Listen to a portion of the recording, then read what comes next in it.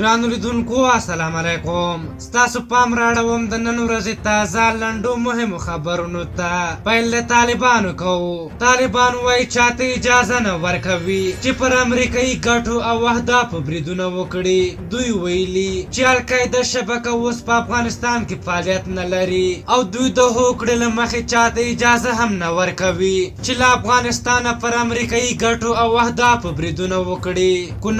د کونړ د ولایتي شورا غړي او قومي مشران وایي پاکستان د ډیورنډ پر ذکر خدي خواته پرتو 15 ولسوالیو کې پوځي تاسیسات اغزن تار او سړک جوړول پیل کړي او کارونه مخ په بشپړېدو دي، خو حکومت پر وړاندې غلی دی. اسدالله خالد د ملي دفاع سرپرست وزیر اسدالله خالد تیره ورځ لوګر ولایت ته تللی و. د دفاع وزارت وایي خالد د لوګر امنیتي وضعیت ارزولی او مسؤلینو ته هدایت ورکړي. مسکا نجیب ولسمشر محمد اشرف غنی ویلي و چې د ډاکټر نجیب تیروتنه به هیڅکله تکرار نه کړي او د لیدل شوي فلم بیا کتل د وخت ضایع کول دي. خو د ډاکټر نجیب لور مسکا نجیب د ولسمشر غنی خبرو ته غبرګون ښودلی او ویلي دي د پلار هیواد پالنه او ملت پالنه یې رښتینو افغانانو ته معلومه ده او دا شک لري چې ولسمشر غنی به له دې ډلو خلکو وي او کنه.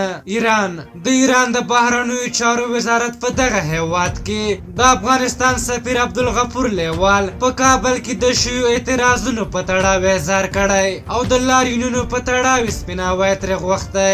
جالبه ده مړ هم زه یم پړ هم زه یم. محسن داوړ د ریپ وزیر په څلوېښتي کې د پښتون ژغورنې غورځنګ مشر محسن داوړ ویلي چې ریپ وزیر په قبایلو کې د طالبانو د پروژې د مخالفت له امله ووژل شو.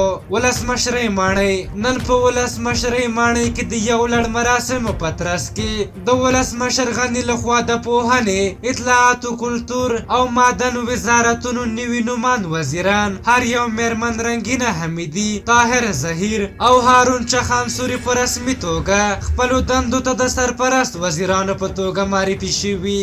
منظور پښتین د پښتون ژغورنې غورځنګ مشر منظور پښتین کابل کې د شیرشاه سوري مسجد کې د چاودنې غبرګون کې ویلي چې نړیوالو له افغانستان سره د سولې تامین باره کې ژمنې کړې وې خو لا هم سوله نشته او جګړه روانه ده.